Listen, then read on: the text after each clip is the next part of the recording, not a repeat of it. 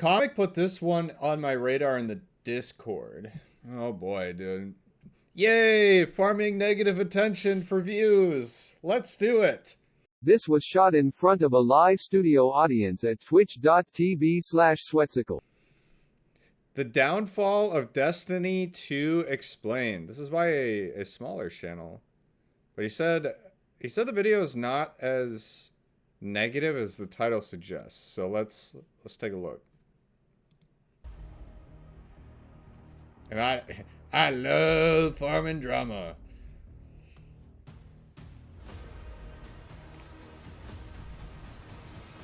Destiny 2 once boasted hundreds of thousands of players exploring the stars. At the launch of its Lightfall expansion, over 300,000 Guardians were playing at once, a franchise record. Fast forward, I think that was just on PC, right? Only 10% of that population remains in the game's servers. What happened? How did a looter-shooter that seemed destined for greatness fall so far from grace? Today we're uncovering the downfall of Destiny 2. From controversial expansions and broken promises, to player exodus and Bungie's own missteps. This is the story of how Destiny 2 lost its way. I wonder if this is going to be... The fall, we have to remember the rise. Never mind, we're jumping in. Bungie's Destiny franchise began with huge ambition. The first game, Destiny 1 2014, overcame a rocky start to win players over with its satisfying gunplay, addictive loot, and epic sci-fi universe. By the end... Bro, did he really bring up Destiny 1 and then show B-roll of Destiny Rising? Bro, is this an AI video? Of Destiny 1's run, after acclaimed expansions like the Taken King, the community was passionate and hungry for more. Destiny 2, launched in 2017, had enormous hype behind it. Bungie, in partnership with Activision, promised that Destiny 2 would be a fresh start, an even bigger adventure that both longtime fans and new players could enjoy. The stage was set for a blockbuster sequel, and early trailers and beta tests built up sky-high expectations. But underneath the excitement, some warning signs were brewing. Bungie and Activision had mapped out an aggressive content plan, aiming to release a new Destiny installment or expansion every year to keep profits flowing. The pressure to deliver on a tight schedule meant Destiny 2's development was turbulent. At one point, the game was even rebooted mid-development. Still, the game launched to strong sales and optimism. For a moment, it seemed Destiny 2 was destined to surpass its predecessor. Unfortunately, that moment wouldn't last. It has, though. Destiny 2's launch, September 2017, impressed in scope and polish. A brand new campaign, new planets, overhauled weapons and subclasses, but soon veteran players noticed something was off. In an effort to appeal to a broader casual audience, Bungie had streamlined many core systems.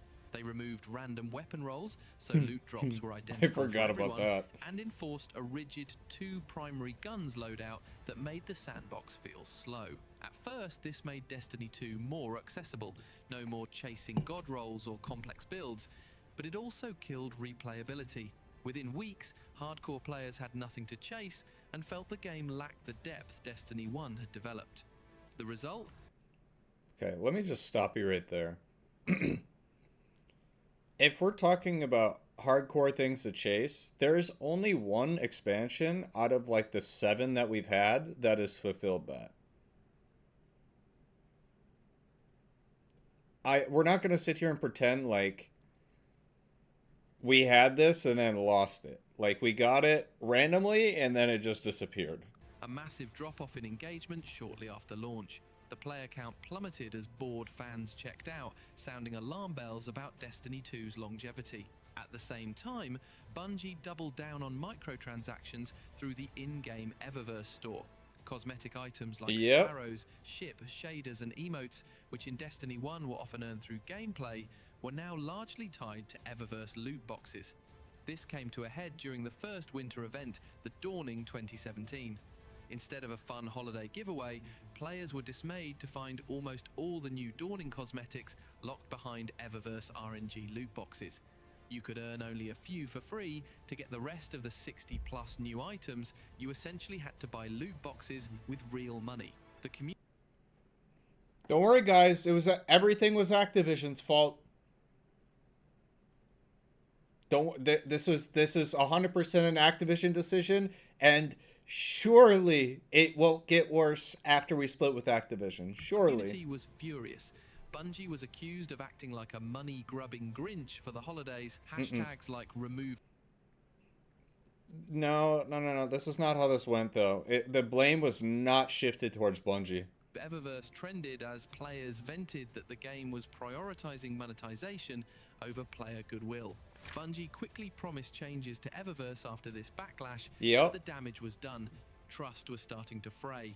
And if that wasn't enough, Bungie was also caught throttling XP gains behind the scenes at launch, slowing. That's something that not a lot of people still talk about to this day. I think a lot of people don't even know about that. Down how quickly players could earn bright engrams for free. When players discovered this hidden XP cap, it sparked another scandal. Bungie apologized and disabled. Yeah, so they were throttling the way that people could earn Eververse engrams, and I don't really see anybody ever remembering this. You had to be pretty involved with Destiny pretty early on to remember something like this, or Destiny 2 at least. Because this is something that I don't even remember hearing about until like after this article had came out. Which is crazy. So yeah, I'm not going to get too far down the rabbit hole, but like basically they were just being scummy with the way that you could earn free Eververse engrams. The XP throttle system, but it reinforced a growing narrative that Bungie was making greedy choices at players' expense. In summary, Destiny 2's first months saw loyal fans disengaging due to shallow endgame design, while the wider community grew wary of Bungie's cash grab tendencies. The honeymoon period was over quickly, and Destiny 2 was in a vulnerable spot. Bungie would need a major course correction to win back the core community. Bungie's first chance to course-correct Destiny 2 came with its early DLC expansions. Unfortunately, these may have done more harm than good. Oh no, In December 2017, just 3 months after launch, the first mini-expansion, Curse of Osiris, released, and it is widely remembered as Destiny 2's lowest point. Oh boy. Overwhelming dislike. What is this like? What review platform is this? Stag, thank you for the 67 months. 2 tokens in a blue. Isn't that crazy that this is like almost 8 years ago? Bruh. Curse of Osiris was set on Mercury and added a short campaign plus some new activities. But the DLC was painfully short on content and story. The much-hyped character Osiris turned out to be mostly absent. The Infinite Forest feature was a repetitive, procedurally generated zone that quickly got old, and there was no new raid, just a small raid lair. To many players, Babu, Curse it's of good to Osiris see felt you. half-baked and uninspired, Yep. and reviews reflected that. It's no surprise that Curse of Osiris is often ranked the worst expansion in Destiny Thanks for the history, 28 couch. even compared to later disappointments like Lightfall. Players who had stuck with Destiny 2, hoping the DLC would save it, felt betrayed by the lack of substance. Worse, Curse of Osiris triggered a major controversy by locking players out of some base game content. When it raised the power level cap, Bungie initially made activities like the Prestige Nightfall and Raid require the DLC's higher power, meaning anyone who didn't buy Curse of Osiris suddenly couldn't access activities they previously had.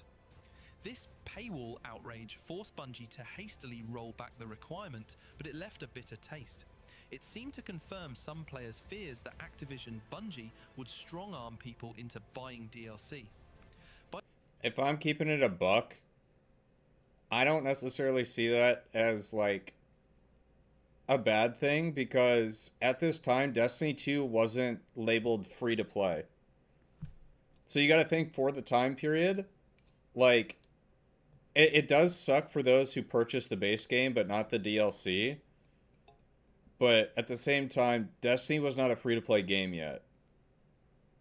So I don't know. Take it for what you will. By the time the second DLC, Warmind, arrived in May 2018, Destiny 2's player sentiment was at rock bottom. No, To it Bungie's wasn't. credit, No, Warmind it was a wasn't. Shut up. slight improvement. It added a new endgame mode, escalation Bro, protocol, people and had a loved bit more Warmind. lore, but it was still a relatively small offering. 2 mini DLCs just weren't enough to fill the void. This was the Destiny 2's turnaround shallow period. Year 1 design. Many players had already checked out of the game, waiting to see if Bungie could truly turn the ship around with something bigger. At this point, Destiny 2's reputation was in peril. The content slump of Year 1 and the underwhelming DLCs caused a drastic decline in active players and community morale. Bungie's next move would be make or break for the franchise's future. Bro, if I had $1 for every time I've heard the words make or break or surrounding Destiny, dude, I would be a trillionaire. I'd be the world's first trillionaire, bro. I really would. I'd be able to solve all the I'd buy Bungie and actually fix the game if I had $1 for every time that I've heard make or break this year.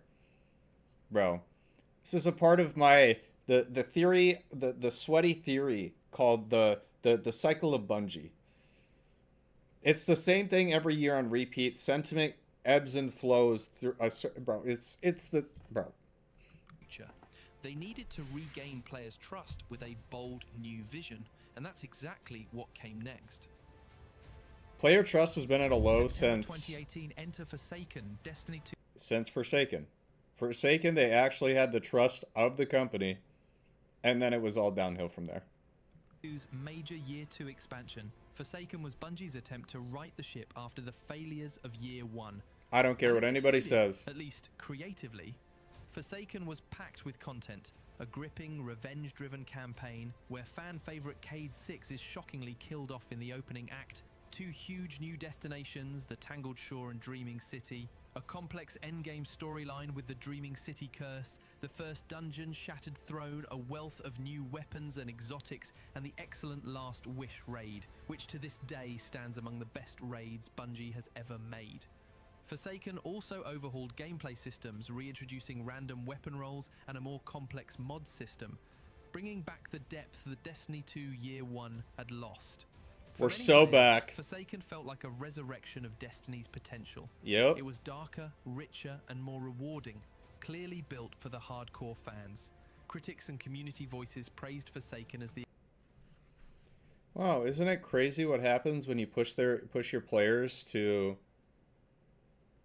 new limits and trying to become better at a game instead of handing things to them? Wow, look at these ratings. 9 out of 10. 95 out of 100. 90, 80, 80, 88. Crazy how that works, huh? expansion that saved Destiny 2 from going under. And you don't recycle However, a bunch of there was shit. a catch. A lot of players who had quit earlier never even gave Forsaken a chance. Destiny 2's poor Year 1 had driven them away and they didn't all return. Activision noticed Which is this in the natural. sales figures. Forsaken sold okay, but not as well as hoped. Is this true? Again, bro, I have such a hard time believing anything that a game journalist says, bro. Because, bro, if y'all think YouTubers clickbait bad, bro, y'all really need to get in the loop about game journalists, bro. Holy shit. Schreier is as credible as it gets. I will take your word for it. What was Activision expecting? The next Fortnite? Dude, Forsaken... See, this is why I wish I knew, like, the actual sales numbers, because then we could actually take a deep dive and look. But all we can do is speculate. But I think people will forever look upon Forsaken as the most fond time of Destiny 2. I don't think it'll get better than that. I just don't. Yeah, it cost them a shit ton of money to make that expansion. There's no doubt in my mind. But think about what kind of player impact that's had. People still look at that as the best expansion they've ever done. By a landslide. The people who only play Destiny for the story might argue elsewhere, but let's be honest. This is not a story game. Oh, I know. If you're flailing your little fingers and you're angry about that, think about it. Think about it objectively.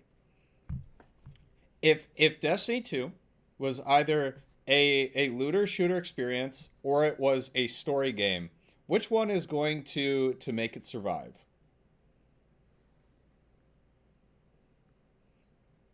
People want to shoot some aliens with some fun guns. It prevails over anything else. That just is what it is. Take it up with the data. Don't take it up with me, bro.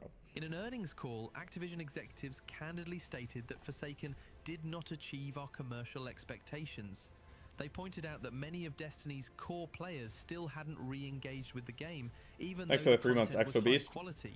This disappointment from Activision set the stage for a momentous change. Just a few. And that is true. Forsaken story was actually really good too. So they hit the nail on the head in both categories for this expansion, which is why it was looked upon as the best. But I do think that some people who care about the story think that there is better story since then. But I don't give a shit about the story. A few months couldn't tell you. Bungie and Activision announced an end to their partnership. In January 2019, Bungie negotiated to split from Activision and gain full control of Destiny going forward. Why the split? By all accounts, Activision was unhappy with Destiny's performance. Probably 4 to 5 million units sold instead of 7 million.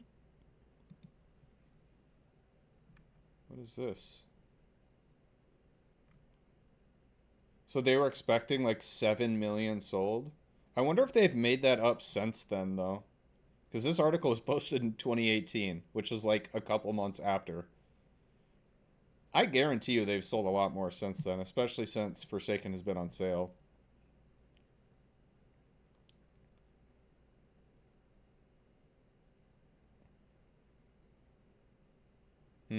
It's interesting. And perhaps with Bungie's delays and high costs. Bungie, on the other hand, chafed under Activision's demanding release schedule and creative control. Forsaken's lower-than-expected sales might have been the last straw for Activision, while Bungie leadership was reportedly quite happy with Forsaken itself and disagreed with Activision's assessment. So they Is that an early Gambit footage? Is that what I just witnessed there? Hold on. Have been the last straw for Activision, while Bungie leadership was reportedly quite happy with Forsaken itself and what is this? This is early Gambit. Disagreed with Activision's assessment. We hit him with the Spectral Blade, that's what it was. They parted ways. Bungie would self-publish Destiny 2 from here on, free to steer the franchise as they saw fit. The community largely celebrated this news. Activision was often blamed for Destiny 2's early missteps, fairly or not, and now Bungie had independence. The future of Destiny 2 was filled with uncertainty, but also hope. However, independence would bring its own set of challenges for Bungie, namely, how to keep Destiny 2 thriving and financially viable without Activision's support studios or funding. The next chapters of Destiny 2's life would be defined by Bungie's own decisions, some good and many controversial. After splitting from Activision, Bungie wasted no time reshaping Destiny 2. In late 2019, alongside the next expansion Shadowkeep, Bungie launched Destiny 2 New Light, making the base game free to play. This move aimed to lower the barrier for new players and expand the audience now that Bungie's revenue would rely more on player engagement and purchases of expansions or cosmetics. Shadowkeep, October 2019, took Guardians back to the moon for a spooky, nostalgia-tinged campaign. It wasn't as large as Forsaken, but it kicked off a new approach to content delivery, the Season Pass model. Instead of 2 DLCs per year, Bungie would now deliver 4 smaller seasonal content drops per year, with 1 big expansion annually. Each season introduced a new activity, story missions told over weekly installments, and a paid Season Pass with rewards to grind. This drip-feed model was Bungie's answer to keeping players continually engaged, and of course, to create steady income from Season Pass sales and Eververse microtransactions each season. In concept, the seasonal model did keep Destiny 2 more active. There was always something new every 10 to 12 weeks. But in practice, new issues arose. FOMO became real. Seasonal content was designed to be semi-temporary, with activities and storylines vanishing when the season ended. If you took a break for a few seasons, you'd come back to find you literally missed entire story chapters and rewards that were no longer accessible. Some players But that's what, like, Bife's YouTube channel is for. You can go catch up on that there. Like, I get the theory behind it, but, like, if you care solely about the storyline, like, it's not like it's not archived. Like, you can find out that information if you want to. Loved the regular cadence, but others felt it was exhausting and manipulative, pressuring them to log in constantly or be left behind. Bungie also had to ramp up the Eververse store to fund ongoing development. Did they really though? This is like the biggest. Did they say that they had to ramp up the Eververse store to keep up with ongoing development?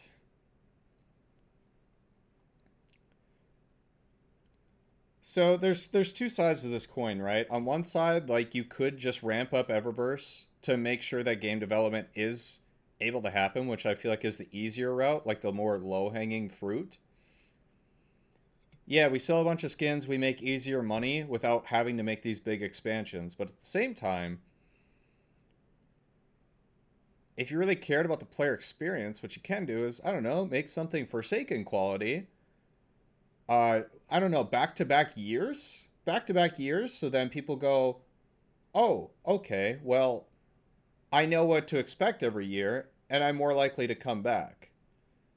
And if they're more likely to come back / stay because of the higher quality content, if you also include some Eververse stuff in that, they're likely just going to lean on that anyways because they're spending more time in the game.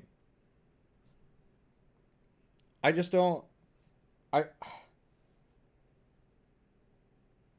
I feel like Eververse is such a, like, a byproduct of, like, realizing that profits can be min-maxed through lower effort expansions if they just make more skins and more ghosts and more ships and more sparrows and more shaders and more emotes and weapon skins. Remember they took away emotes and other cosmetics tied to challenges instead made silver bundles? Yeah. Well, that's what I'm saying. Like, you've seen there's a huge correlation between, like, the quality of expansions going down and the ramping up of Eververse items to buy. Like, if you put it on a graph, I think it might paint a little bit of a better picture. But they've realized that they make the most amount of money by doing half-ass expansions and just putting more things in the Eververse store. It just is what it is. And until the consumers actually speak with their wallets, nothing will change. So it's not that I hate people for being excited about, like, a Star Wars collaboration happening or something, because the armor sets are, like, kind of cool. But stuff like that just... It encourages them to lean more into Eververse rather than making a quality expansion. Because why would they make a quality expansion if they don't have to? It's kind of like... I'm trying to think of, like, a good analogy for this. It's just like, if the end result is the same money-wise, and they have the option to do, like, a crazy amount of work or, like, half-ass work, what do you think they're going to choose? You know? Not to say that they're doing half-ass work, but you get the premise. I don't need to ramble about this any longer. Eververse was already contentious. Under Bungie alone, it arguably became even more central. For example, multiple armor sets each season would be sold for premium. Yeah, less work for easy money. That's it. Instead of earned in game. Cosmetic monetization hit a peak around 2020, causing community outcry that Eververse was getting all the cool stuff while You know what's crazy to me? When was this? This is in 2020, he said? Just a year earlier, people were celebrating the release of Activision because they thought that the quality of the game was going to get better because of how much Activision was pushing microtransactions. And literally a year later, guess what happened? It only got worse. While the actual game loop was reskinned or less exciting, Bungie eventually responded by shifting some cosmetics back into gameplay rewards, but the memory lingered that at times the game felt free to play in the worst ways, aggressively pushing optional purchases. On the positive side, Bungie did leverage seasons to experiment with storytelling. Some seasonal storylines in 2020 to 2021 were well received, like Season of Dawn's time travel Saint 14 story, or Season of Arrivals leading into the next expansion. Bungie also began improving Destiny 2's foundations. They upgraded the armor system, Armor 2.0 with stats and mods, added replayable secret missions, and in 2020 even finally implemented a real anti-cheat to combat rampant cheating in Trials of... Alert cat.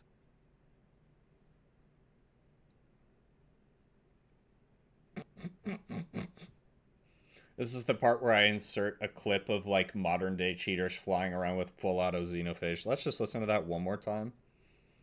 Armor 2.0 with stats and mods, added replayable secret missions, and in 2020 even finally implemented a real anti-cheat to combat rampant cheating in Trials of Osiris.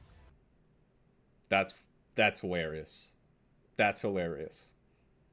A real anti-cheat. And that is, it's the gif of that security guy who's like going like this and then just letting people through. Anti-cheat, that's a good one. This guy is hilarious. I know, I didn't expect such a comedian from this video. Thank you for the 32 nerve. But was initially plagued by hackers. These improvements were welcome, yet for every step forward, Bungie seemed to pair it with a controversial step back.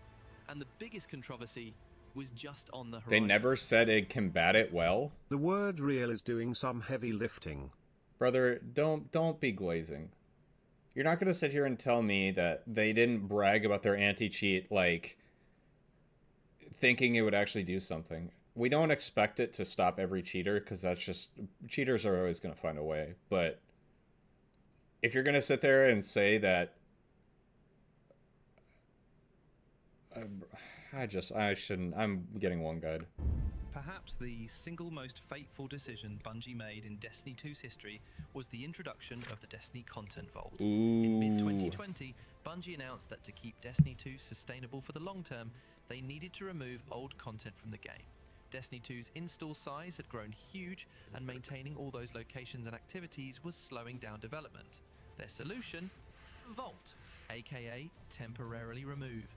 Less played destinations and campaigns, freeing up memory and allowing them to even rework and re-release some Destiny 1 content. Guys, I'm going to keep it a buck with you. I think we're getting to the point where they're probably considering doing this again. Not that I want that. Let me make that very clear before people start flailing their fingers and getting real upset in the YouTube comment section here.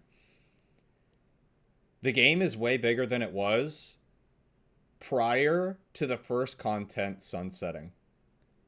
There is so much stuff in the game. A lot of it doesn't get balanced or used, honestly. Do you guys think that they're probably going to do this again soon? Because that's kind of what I'm feeling. I don't know. Like, I don't know the insight of how their servers work, but like, that's just modern games nowadays, is they require a lot more space. That just is what it is, especially for an ever-expanding game like Destiny. Some raids and dungeons might start going. Don't say that, bro. That is the last thing that should be going. I'm fine with getting rid of, like... If I had to choose, if someone put a metaphorical gun to my head and was like, you have to pick something to be removed. Okay, first of all, we're getting rid of Battlegrounds. Second of all, we can get rid of maybe the old campaigns because nobody plays those. Like, nobody plays Shadowkeep or Beyond Light anymore, right? When was the last time you guys did the Shadowkeep or Beyond Light campaign? Kind of like what they did with Forsaken. They removed the campaign, but you can keep like the destination and the raid and stuff. Yesterday, today, I just don't believe you. You guys are full of shit.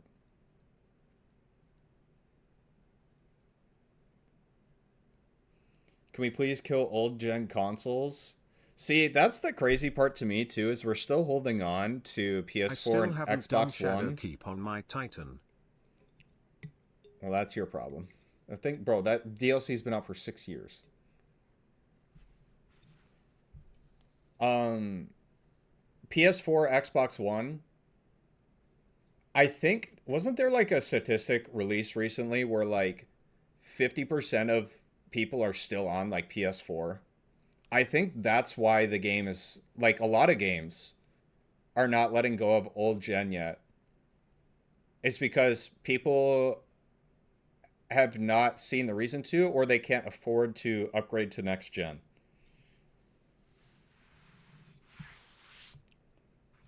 So I think a lot of companies are just afraid of losing business by forcing people off of their old systems, even though they're...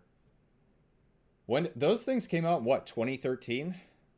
I think. Like it is about time to let them go. I mean, it has been for a few years, if I'm being honest with you. I think anything over a decade is ridiculous. Yeah, they also did just increase PS5 prices, so that doesn't help. But I don't know. Yeah, that is like a Sony and Xbox issue. It's like you can't obviously blame that on Bungie entirely. Like it is their choice, but they would lose a percentage of their players if they discontinued old gen. So thanks for the 2 months, Dylan. Paper, it might have sounded somewhat reasonable, but the way Bungie executed it was a PR disaster. Yeah. With the launch of the Beyond Light expansion, November 2020, Bungie removed an enormous amount of Destiny 2 content and story. The original Red War campaign and the first 2 expansions, Curse of Osiris and Warmind, were all deleted from the game. So this is the part, I don't understand why people were so upset in the YouTube comments last time I talked about this. Again, like I'm on the same side as everybody else. I don't want things to be removed. But if we're going to remove stuff, why not remove these? Because I don't see people replaying these campaigns. It's like, how do I explain it? I don't know. It's just, it feels to me like something like you just want to have access to it. I feel like that's the part people are upset about. They're not actually upset about losing the content itself. They just want, they feel like their purchasing rights are being taken away, I guess would be the best way to put it. Even though we've known for years in the terms and conditions of Destiny, they have the right to remove content whenever they want to, even if we pay for it. I feel like a lot of people don't read the fine print on that, but that has been well known for a very long time. Why can't it be like old Call of Duties where you can choose what you want to install? See, a lot of people have thrown that idea around a lot.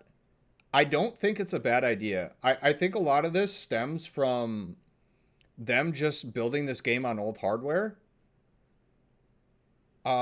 Specifically the Tiger engine. Like, we've known that, not to blame everything on the engine, because I'm not a game dev and I don't know everything, but like, that would be my best guess. Is because of the way this game was built, is it's hard to give people options like that. And if they did do something like that, it would probably take them a long time to build it. In a perfect world, I would be all for that. Okay, I can pick and choose. I want to install... I want to go back Warmind today. I want to play Forsaken, and I want Beyond Light.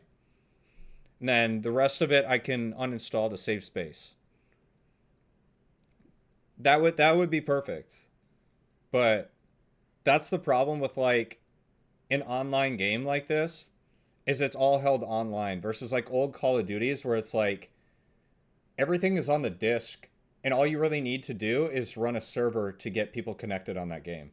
Because that's what people do, right? Like when people make Black Ops 2 mods, they run their own server and then people who own the game can like mod it and connect together. Something along those lines. You get what I'm saying. But anyone know how WoW manages to do it, given them have 20 years worth of expansions? I mean, WoW also, like, graphically intensive. Their game is a fraction of the size of Destiny. I would assume that's why.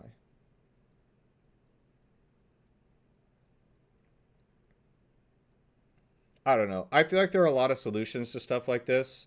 Is the one that they chose the best option? No, not at all. My only point with this whole expansions being removed thing is I just feel like people wouldn't replay the story. I would like to have my strikes back and my raids. That would be great. But You know, it is what it is at this point, and unfortunately, bro, it's crazy, bro. It's been almost 5 years since they removed this stuff. Entire planets, Half a decade. Mars, Mercury, Titan, Io, vanished overnight, along with their strikes and open world areas. Dozens of unique missions. They and removed like 4 or 5 raids, 4 planets, ton of strikes. The community reaction was severe backlash. Players understandably were upset that content they owned was taken away without their say. New players coming in via free-to-play were completely confused. The core campaign and introduction were gone, replaced by a very disjointed tutorial. It didn't matter that Bungie claimed this was for the good of the game's future, it felt like a betrayal. People had purchased a game and its DLCs, and Bungie just removed that product from their hands. To many, this was the cardinal sin Bungie would never be forgiven for. Even years later, you'll see players say... I think players will forever be salty about that. I really do. What was the other thing he was saying? I had something on the top. Oh, the new player experience. I don't know who's in charge of the new player experience, but I'm going to be honest, they need to be working on something else. Like, we've been trying to fix the new player experience for the past 4 years, and, like, we just haven't made any progress. It's still garbage. The new player experience is completely awful. I'm curious, are there any people in chat right now who have become new players of Destiny within the past 3 years? Or 4 years? Anybody? Me? So for those of you guys who are new, on a scale of 1 to 10, 1 being it's fine, 10 being this is the worst shit ever, how was it?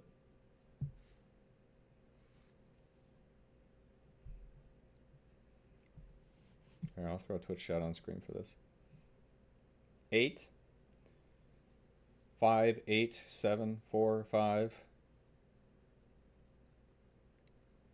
I don't want to, like, I could over dramatize and say 11, but, like, I feel like it's like, I would say about an 8, 8.5 is fair.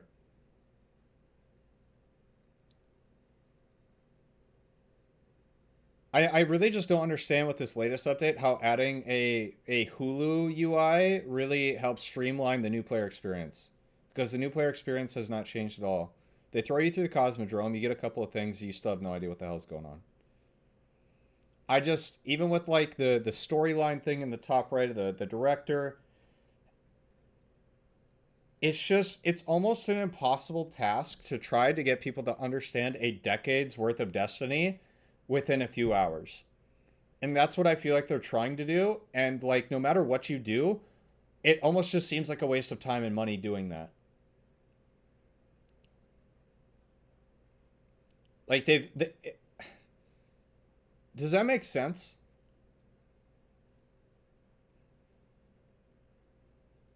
I feel like I'm making sense to some degree, but like, it obviously doesn't help when they've removed multiple years of expansions. I do think, you know what would honestly be best? Like, if they really want people to understand Destiny, what Bungie needs to do, and I said this years ago, is they need to commission a select group of YouTubers to make a comprehensive YouTube guide on how to learn the game. You can have one person who does the whole story. Hire Bife. You can have one person who can teach you all the core game systems. Have me do that. You know, like just basic. You could have different categorical things that could be explained through literally a YouTube playlist. Why don't you make it? Because it's not my job to make it. Like, if they genuinely wanted my help in doing it, I would be open to doing it. But I'm not going to make it my job to do something that Bungie has lacked to do. I enjoy making fun challenge videos that I think are fun to produce / make decent stream content.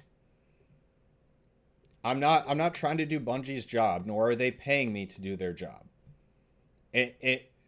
It really could boil down to something as simple as that, but it's being overcomplicated and they're trying to do everything themselves. Free to play like them baby swim training videos. That's what I'm saying. You could have like a hunter main, somebody who teaches you how to use hunter. It's like 10 videos that are like 5 minutes each and gives you a comprehensive guide of how Hunter works, how to use subclasses, which ones you should, like what exotics to get. It's really not rocket science. They refuse to use the tools that are available to them, and they want to do everything in-house. Thanks for the 3 months, Bags. Crucially, content... That's not the new player experience, though. You're missing the point. You can't... There is no new player experience. The new player experience is just being confused walking through the woods with no map. So your friend drops you off at the beginning of the woods and says, good luck, see you on the other side. And you don't have a compass, you ain't got a map. It's just like, hey, I'm going to walk through here and hopefully I get to the other side. There's so many things that need to be taught in order for people to understand the game, yet they just don't teach people those things. They teach you like a few things, but it's not comprehensive to the point where people are not feeling confident when they learn the game. Vaulting shattered player trust. It's cited as a top reason why lapsed players never return. Why invest time or money if Bungie might erase that content later? The DLCs that got vaulted, Curse of Osiris, Warmind, even Forsaken eventually, became badly reviewed on Steam out of protest. In fact, some community members point to vaulting as the #1 factor in Destiny 2's player decline and revenue drop in the following years. You want a hot take? It wasn't vaulting. It was lack of quality content.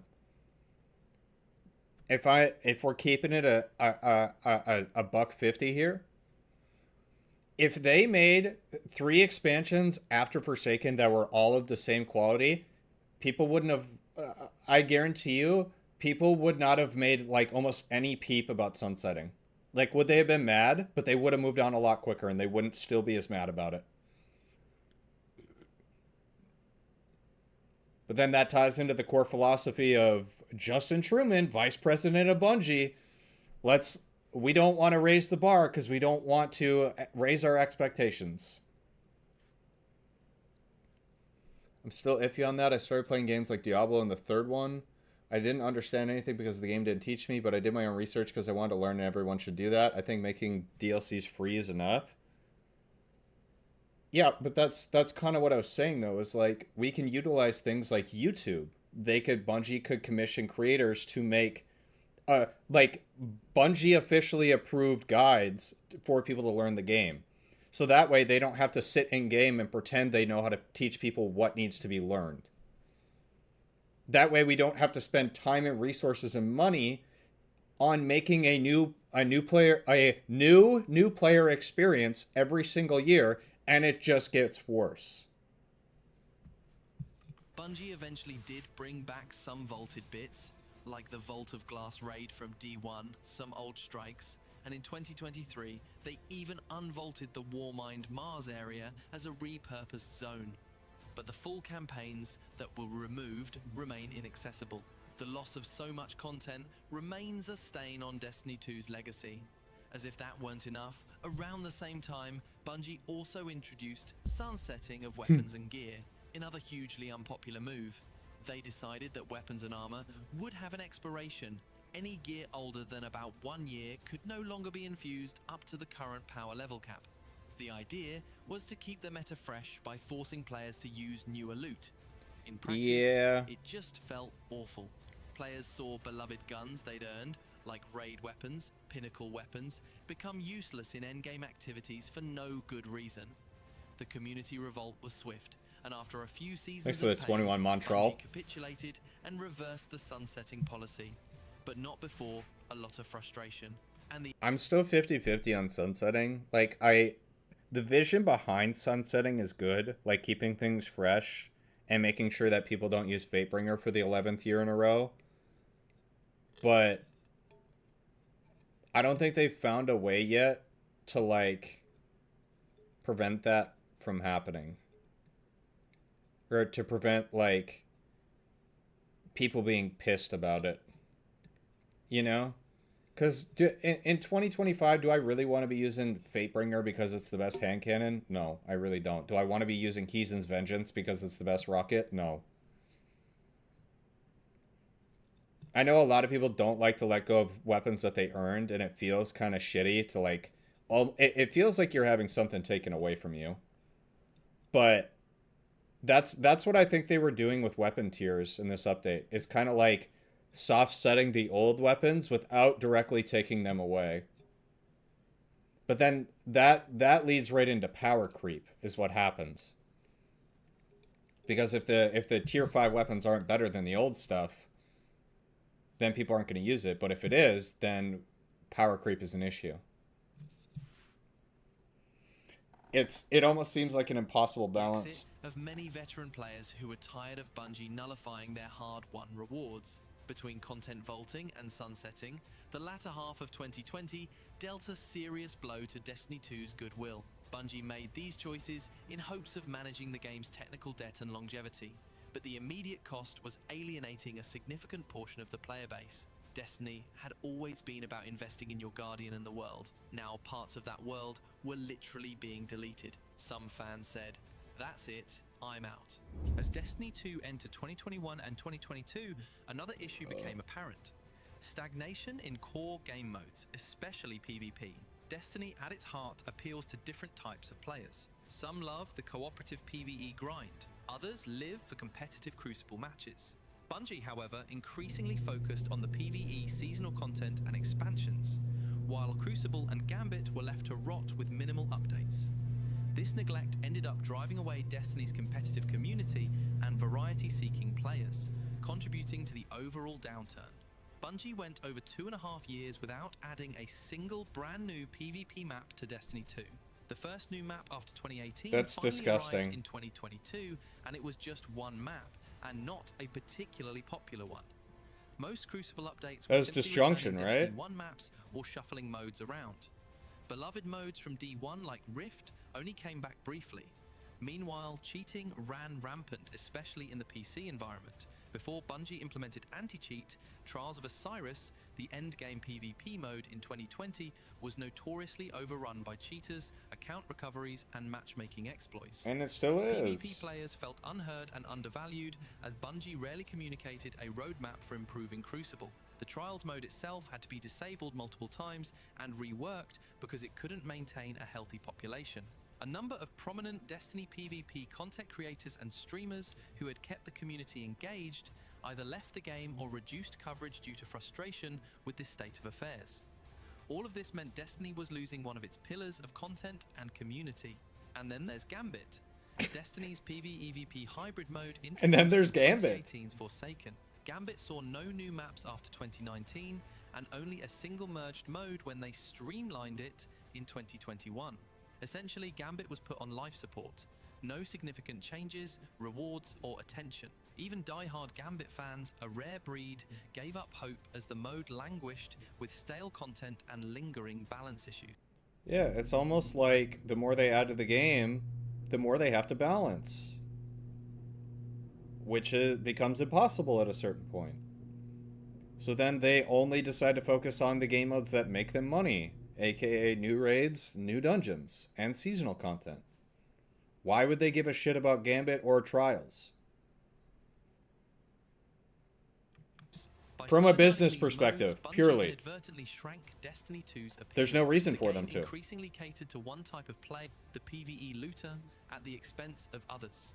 So while PvE story enthusiasts might hang on if the seasonal narrative was good, the competitive crowd saw no reason to stay. This segmented decline further eroded the overall player count. By 2022, Bungie had managed to stabilize Destiny 2 somewhat with the well-received Witch Queen expansion. The Witch Queen in February 2022 delivered a fantastic campaign and was praised as one of Destiny's best expansions, showing Bungie could...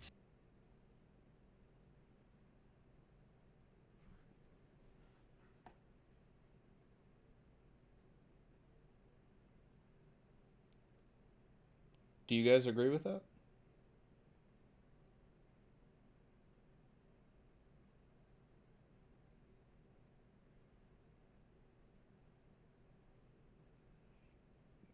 People like the Witch Queen story. I don't think people liked anything else about it besides the raid. Bro, I can't name you one gun from Witch Queen besides Forbearance.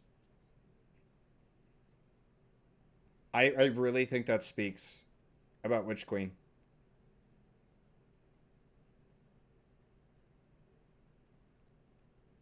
The glaives? Yeah, tell me what the name of it is, bro. Name one glaive.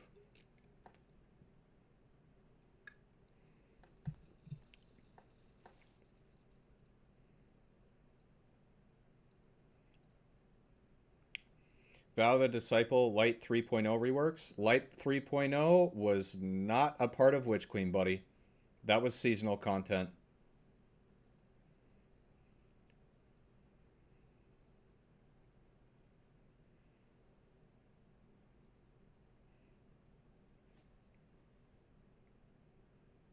I think people are coping, bro. Witch Queen was a good story, but it really didn't have anything else of value. When was the last time you did a Wellspring? Started in Witch Queen, though? If you want to be as technical as Bungie is about these expansions, those 3.0 things were not a part of Witch Queen. You did not pay for the 3.0 update. It was free. What you really paid for? You paid for Parasite, you paid for Vow of the Disciple, and you paid for a good story campaign. I've not seen anybody else name any other thing of value in that campaign. And I know people are not going to like that take, but I'm trying to think objectively here about memorable experiences that you remember from these expansions. The only reason that Witch Queen would have a meaningful, lasting impact on you is one, if you're a story fan, or two, you're new to the game. People look at Witch Queen a lot more fondly than I think they actually realize. Okay, I didn't word that right. They look at it through like rose-tinted glasses. Like they think it's better than it was. But again, if you're a story lover, I'll give you that one.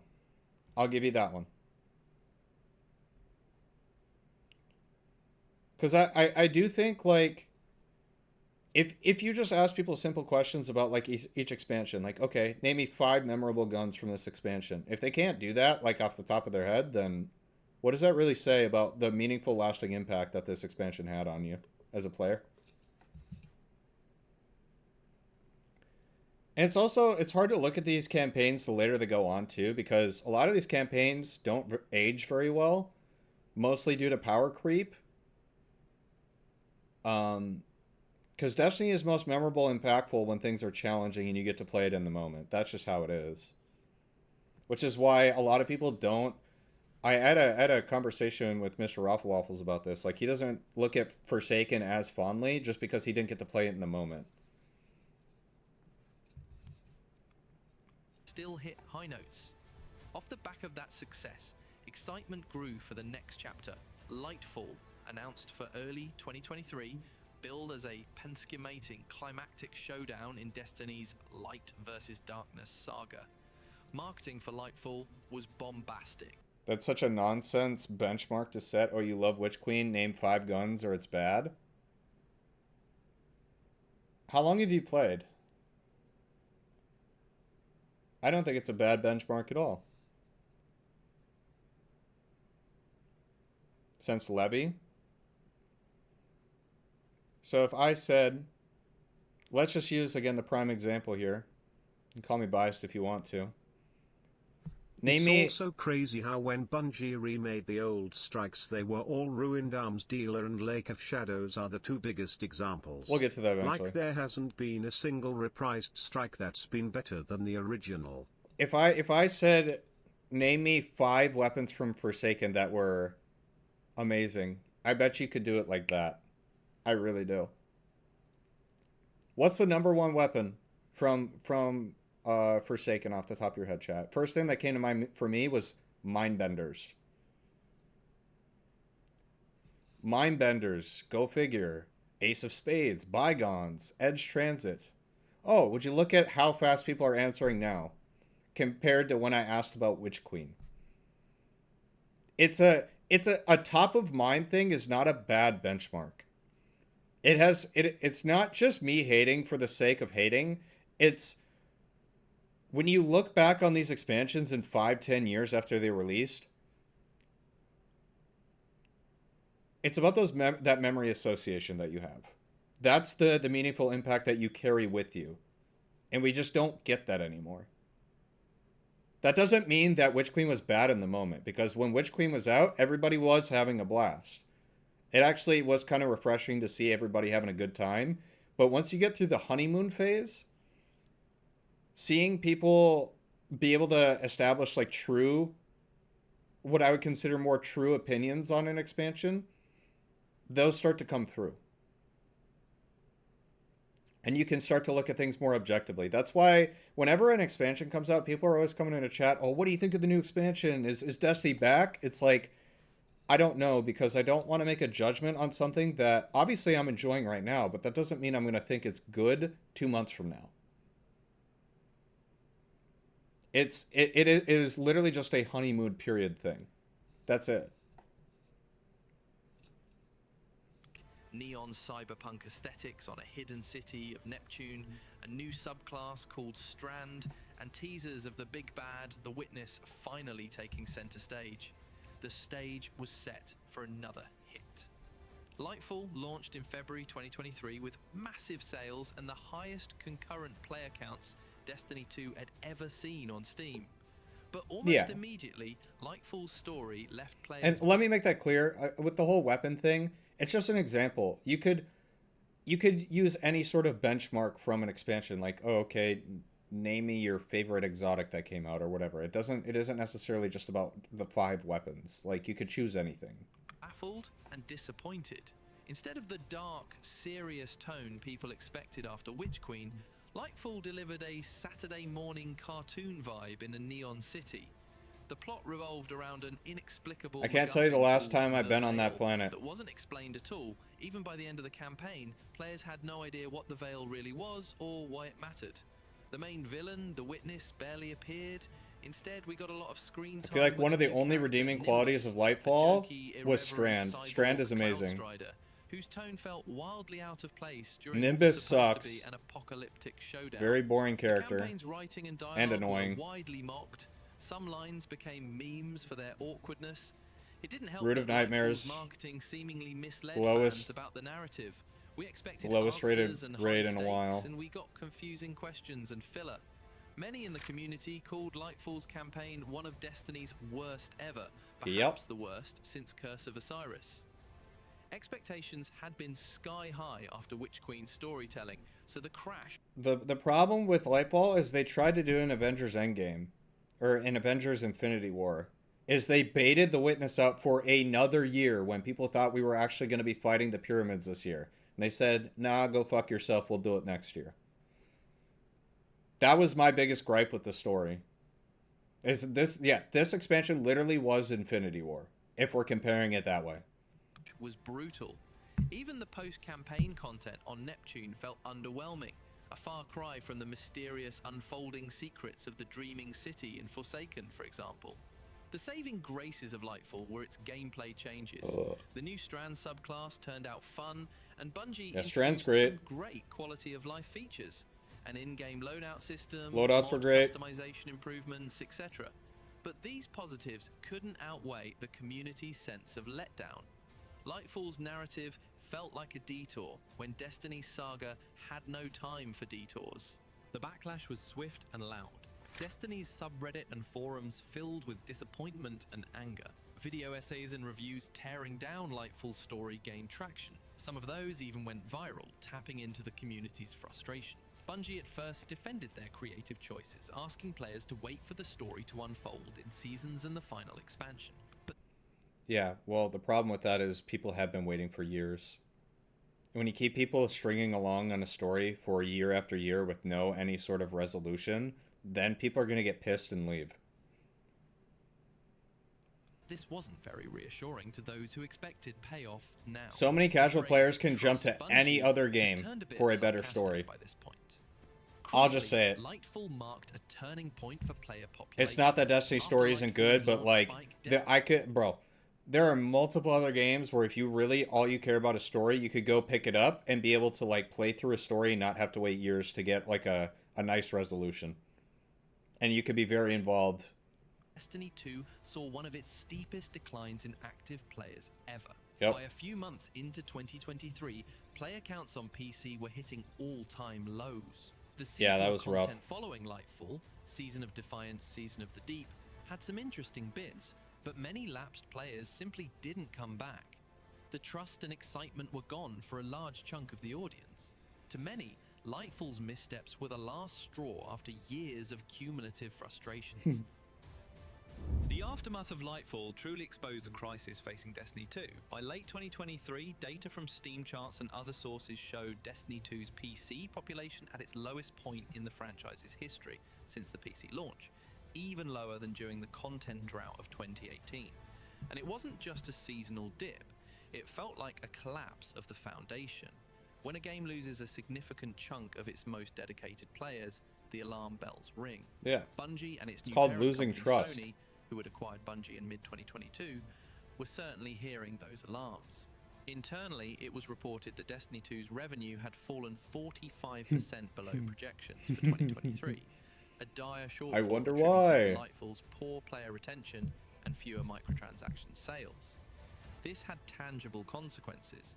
In October 2023, Bungie took the drastic step of laying off around 100 employees, roughly 8% of its staff, including some beloved community-facing roles like community managers and even composers. The studio also announced delays. The final expansion of the current saga, The Final Shape, was delayed from early 2024 to June 2024 to give the team more time to get it right. Bungie's next project, Marathon, a separate PvP extraction shooter, was also delayed further out. These developments were shocking to the community. Bungie had been riding high after the Sony acquisition. These were not shocking. But now it appeared Destiny 2's downturn had created a financial and morale crisis at This the is company. not shocking at all. Reports emerged of low team morale and heavy pressure from Bungie's leadership and Sony to fix things fast. It didn't help that Bungie's top brass made some PR blunders during this time. For example, Sony's PlayStation boss remarked that Bungie needed to improve accountability for development timelines and expenses, which didn't inspire confidence publicly. On social media, some Bungie higher-ups went radio silent, and the usual upbeat weekly communications from the dev team became more sparse, as if a cloud of uncertainty hung over Destiny's future. The community's perception of Bungie also hit an all-time low. By 2023, a segment of the player community had become outright hostile in tone. Constant negativity, doom posting that Destiny is dead, and dunking on Bungie's every move. Well, that's... Some of this... Okay, if we're keeping it a buck, Bungie not putting their foot down has... Bro, they've almost made that into, like, their persona for the past however many years. Is because they had a vice president that said, it doesn't matter if we get positive press or negative press, as long as people aren't leaving our game, we're good. They don't care about negative press, and they've almost made it into their personality. Like they just let it happen. People love to dunk on Bungie. It's almost like a sport is what people have turned it into. Like no matter if an expansion is good or bad, people are going to dunk on them to farm Twitter likes. That's just the state of what it is, and they've let that happen.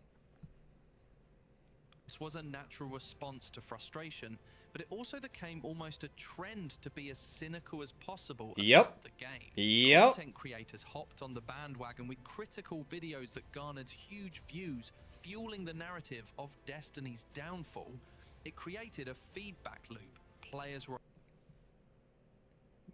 You know how ironic that is?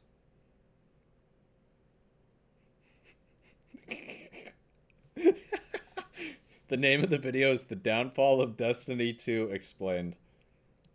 unhappy unhappy. Creators highlighted that unhappiness. More players saw it and felt validated in quitting or complaining. Yep. Bungie had a harder time cutting through the negativity, even when they tried to announce improvements. Bungie did make efforts to course. Did they really try to push back against the negativity, though?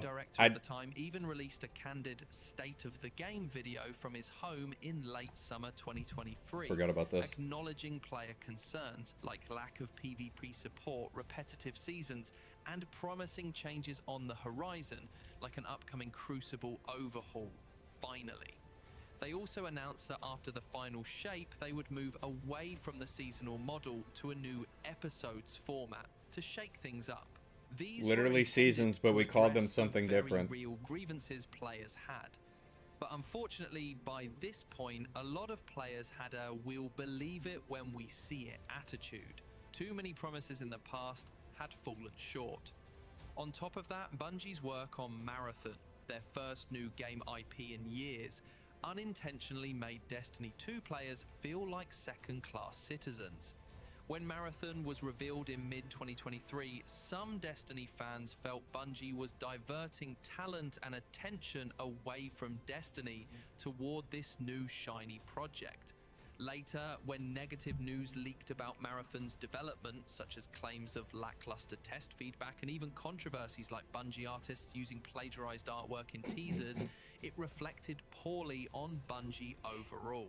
If Bungie was struggling to get their next game right while Destiny 2 was faltering, it painted a picture of a studio in turmoil. All these factors combined into a perfect storm by the end of 2023. Player sentiment at rock bottom, player population in freefall, and Bungie scrambling to regain trust and stability. For a live service game approaching its 10th year, Destiny launched in 2014, this kind of crisis can be existential. Would Destiny 2 even make it to its grand finale? And beyond, many weren't sure. Destiny 2's story, both the in-game narrative and the real-world journey, has been a roller coaster of highs and lows. As we reach 2024, Destiny's decade-long Light and Darkness saga was about to conclude with the Final Shape expansion. Bungie's mission: deliver a satisfying finale and try to win back the hearts of disillusioned players. It was truly a last chance moment in many respects. In a surprising twist, when the Final Shape finally launched, after its delay, it turned out to be excellent. Without giving spoilers here, it provided a strong conclusion to the Guardian's long journey and tied off story threads in a mostly satisfying way. For the first time in a while, Destiny 2's narrative left players feeling emotionally fulfilled. Ironically, this created an unusual dynamic. Some players said the Final Shape was so good it gave them a sense of closure, a perfect point to exit the game on a high note. After all the years... Are we agreeing or disagreeing with that? Because I do feel like a lot of people did jump off after Final Shape because they're like, yeah, the story's over. On to the next thing.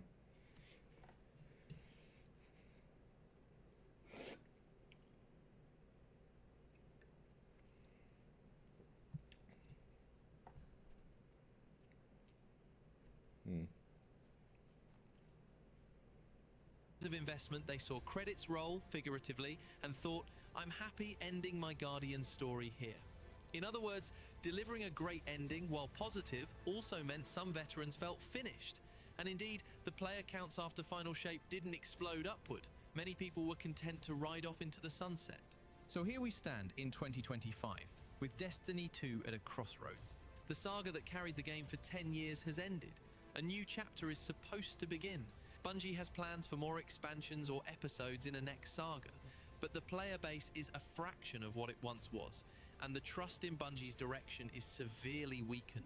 The past few years of controversies, from content vaulting to monetization grievances to lackluster updates to Lightfall's misfire, have left a mark that a single good expansion can't erase overnight. Bungie now faces the daunting task of rebuilding faith with their community if Destiny is to continue.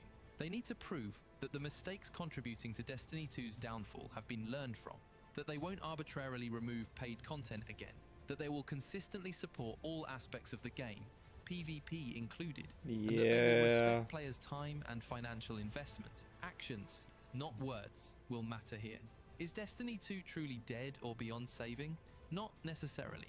This game has been declared dead by critics several times in its life, yet it has bounced back literally before. every year. Think Forsaken Revival after the vanilla D2 slump, or Witch Queen after the sunsetting era. The potential for another upswing is there, but it will require Bungie to deliver excellence consistently, and perhaps a bit of luck to recapture the magic and lure players back. In the end, the story of Destiny 2's downfall is a cautionary tale of how even a beloved franchise can falter through a combination of corporate pressure, poor decisions, and broken trust. It's a reminder that a live service game lives or dies on its relationship with its community. Bungie's choices, both good and bad, wrote this history. Destiny 2 achieved incredible highs and sunk to incredible lows. The next chapters will determine if it can ever soar again, or if this long-running saga will quietly fade out. Destiny 2's journey has been long and turbulent. Millions of Guardians forged memories in this world. Triumphant, frustrating... Bro, he's been playing the same music loop for like 20 minutes and it's making me angry. I don't know if anybody else noticed that. I've tried to say nothing about it, but like... Can Bungie ignite that passion once more? Or is the Traveler's Light destined to dim? Only time will tell. One thing is certain, the lessons from Destiny 2's downfall will echo in gaming for years to come.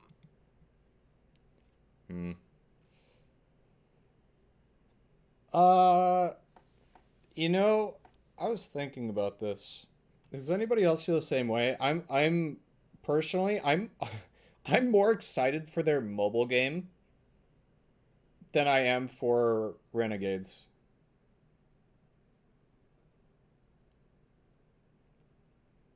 And I feel like that speaks volumes.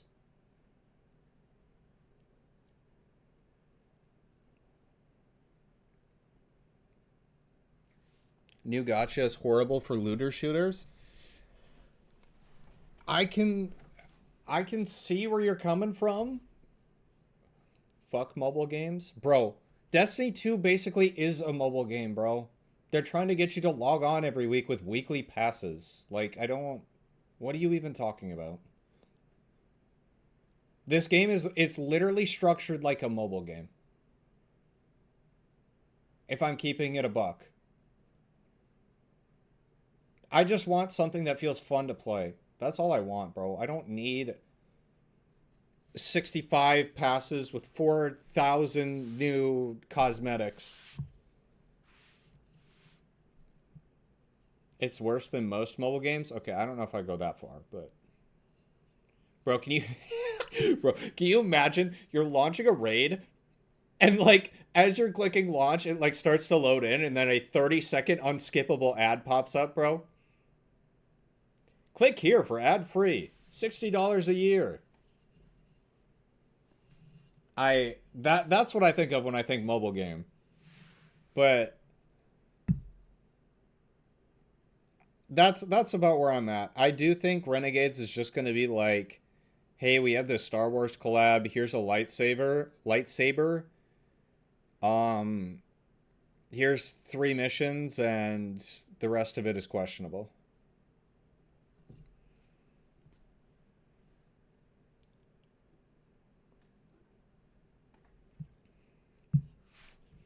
All right. Nonetheless, let me link the video if you guys want to check it out for yourself. Had some good conversations, much React.